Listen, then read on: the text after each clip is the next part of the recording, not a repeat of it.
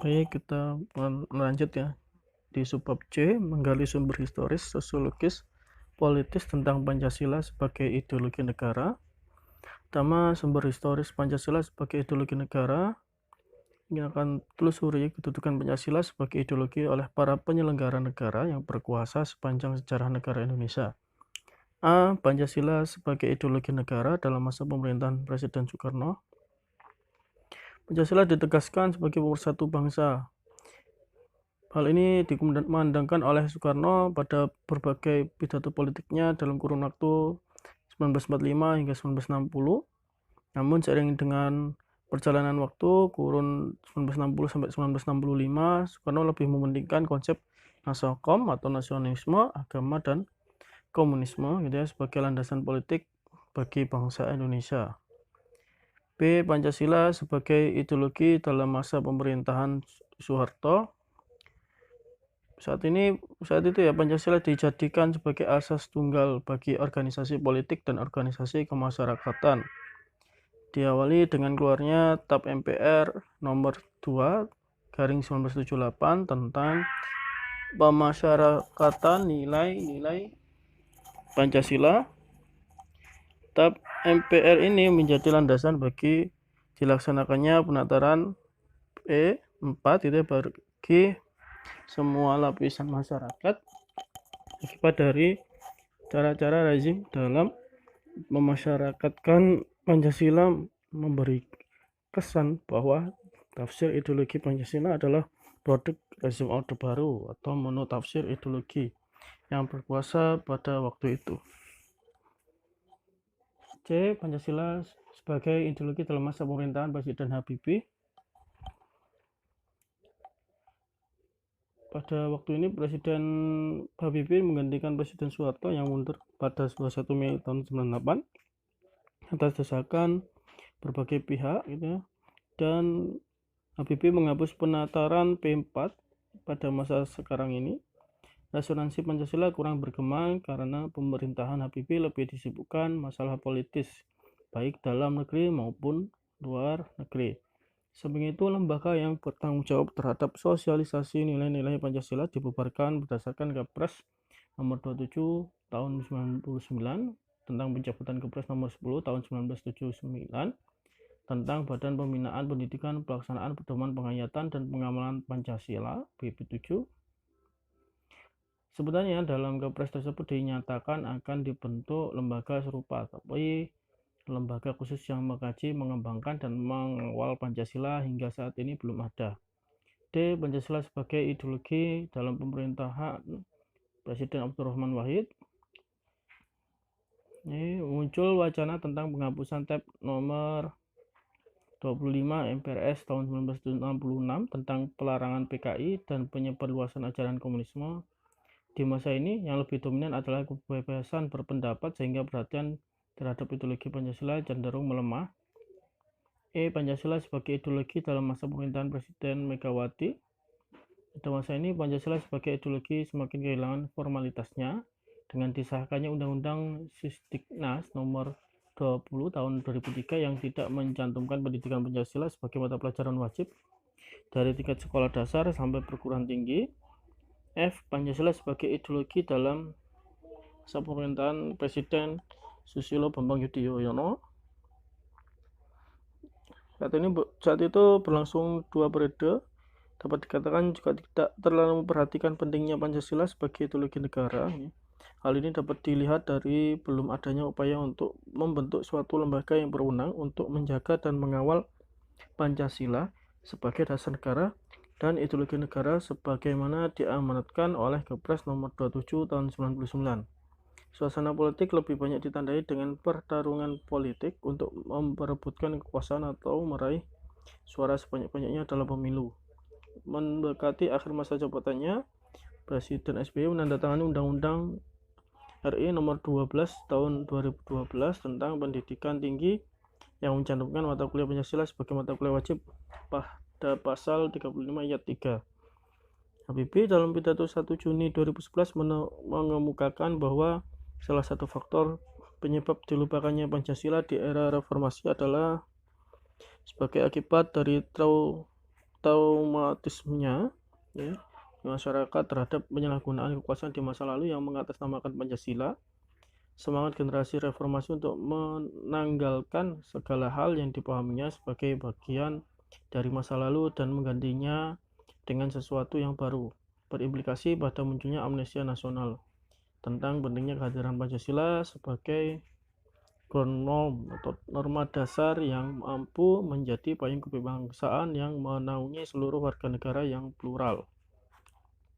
dalam republika.go.id. Dua, sumber sosiologis Pancasila sebagai ideologi negara.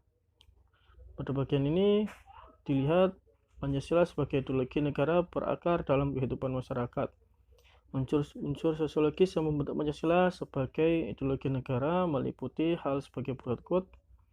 Pertama, sila ketuhanan yang Maha Esa dapat ditemukan dalam kehidupan beragama masyarakat Indonesia dalam berbagai bentuk kepercayaan dan keyakinan terhadap adanya kekuatan gaib.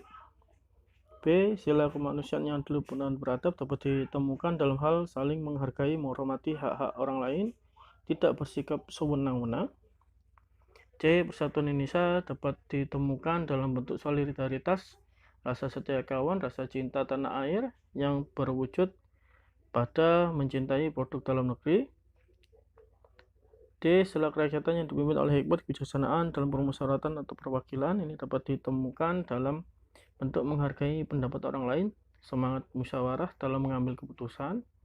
E. Sila keadilan sosial bagi seluruh rakyat Indonesia tercermin dalam sikap suka menolong, menjalankan gaya hidup sederhana, itu tidak mencolok atau tidak berlebihan.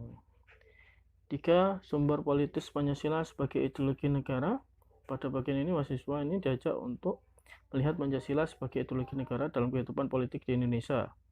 Unsur-unsur politis yang membentuk Pancasila sebagai ideologi negara meliputi hal-hal sebagai berikut. Sila ketuhanan yang Maha Esa diwujudkan dalam bentuk semangat toleransi antar umat beragama. Sila kedua diwujudkan penghargaan terhadap pelaksanaan HAM di Indonesia.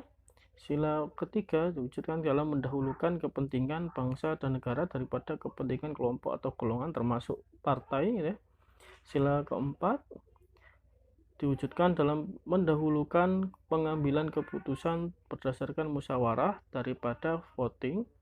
Dan sila kelima diwujudkan dalam bentuk tidak menyalahgunakan kekuasaan atau abuse of power untuk memperkaya diri atau kelompok karena penyalahgunaan kekuasaan. Itulah yang menjadi faktor pemicu terjadinya korupsi gitu ya. Ini yang perlu di garis bawahi gitu ya. Dan D. Membangun argumen tentang dinamika dan tantangan Pancasila sebagai ideologi negara. Pertama, argumen tentang dinamika Pancasila sebagai ideologi negara dalam sejarah bangsa Indonesia ini memperlihatkan adanya pasang surut dalam pelaksanaan nilai-nilai Pancasila. Pancasila sebagai ideologi negara dalam masa pemerintahan Presiden Soekarno, sebagaimana diketahui bahwa Soekarno termasuk salah seorang perumus Pancasila, bahkan penggali dan memberi nama untuk dasar negara. Hal ini Soekarno memahami kedudukan Pancasila sebagai ideologi negara, namun dalam perjalanan pemerintahannya, ideologi negara mengalami pasang surut karena dicampur dengan ideologi komunisme dalam konsep Nasakom. Pancasila sebagai ideologi dalam masa pemerintahan Presiden Soeharto diletakkan pada kedudukan yang kuat melalui TAP MPR nomor 2 tahun 1978 tentang pemasyarakatan P4 pada masa Soeharto ini.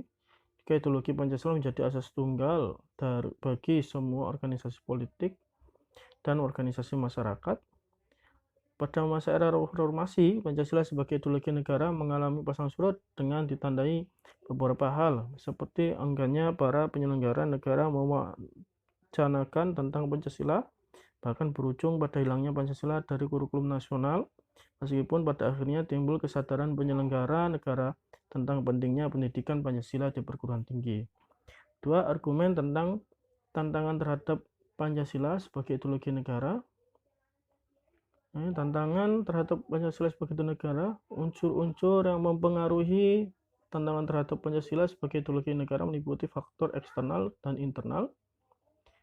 Untuk yang eksternal, Pertama, pertarungan ideologis antara negara-negara superpower antara Amerika Serikat dan Uni Soviet antara tahun 1945 sampai 1990 yang berakhir dengan bubarnya negara Soviet sehingga Amerika menjadi satu-satunya negara superpower gitu ya. B. Menguatnya isu kebudayaan global yang ditandai dengan masuknya berbagai ideologi asing dalam kehidupan berbangsa dan bernegara karena keterbukaan informasi.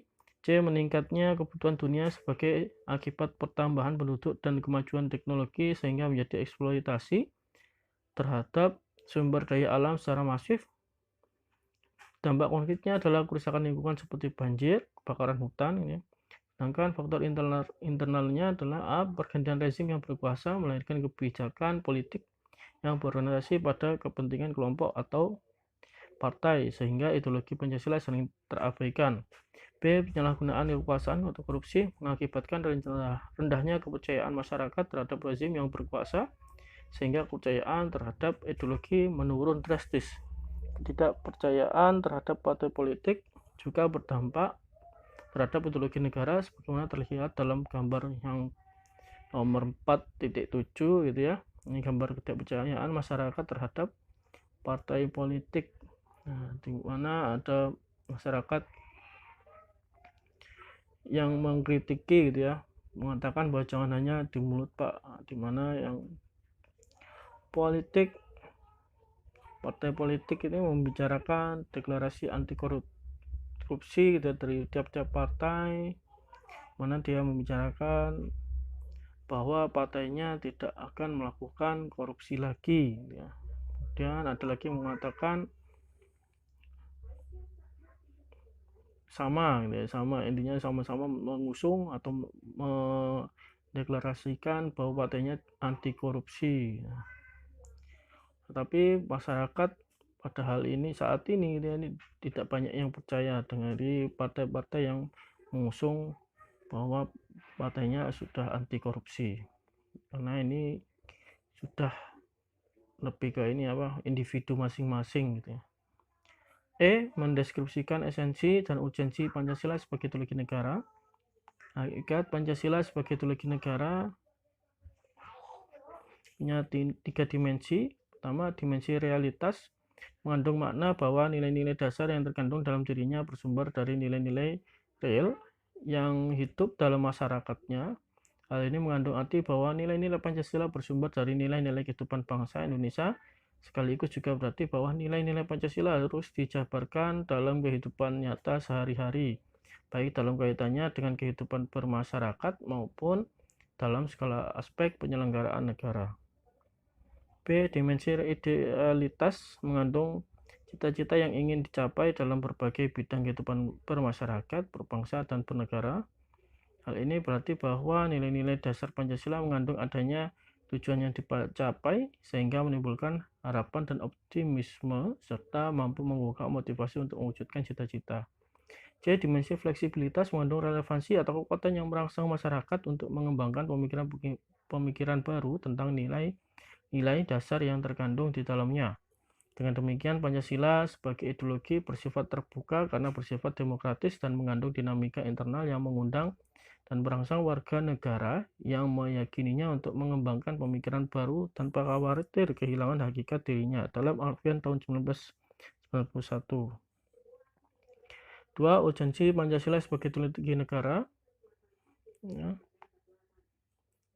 Bagian ini mahasiswa belum menyadari bahwa peran ideologi negara itu bukan hanya terletak pada aspek legal formal, gitu ya, melainkan juga harus hadir dalam kehidupan konkret masyarakat itu sendiri. Beberapa peran konkret Pancasila sebagai ideologi. Pertama, ideologi negara sebagai penuntun warga negara, artinya setiap perilaku warga negara harus didasarkan pada preskripsi moral. Contohnya kasus narkoba yang merebak di kalangan generasi muda menunjukkan bahwa preskripsi moral ideologis belum disadari kehadirannya. Oleh karena itu, diperlukan norma-norma penuntun yang lebih jelas, baik dalam bentuk persuasif, himbauan maupun penjabaran nilai-nilai Pancasila ke dalam produk hukum yang memberikan rambu yang jelas dan hukuman yang setimpal bagi pelanggarnya. B. Ideologi negara sebagai penolakan terhadap nilai-nilai yang tidak sesuai dengan sila-sila Pancasila. Contohnya kasus terorisme yang terjadi dalam bentuk pemaksaan kehendak melalui kekerasan. Hal ini bertentangan nilai toleransi, berkeyakinan, hak asas manusia, dan semangat persatuan. Ini ada gambar memperlihatkan bagaimana terorisme merusak nilai toleransi, gitu ya. Gambar 4.8, robeknya Bhinneka Tunggal Ika karena kasus terorisme dan kekerasan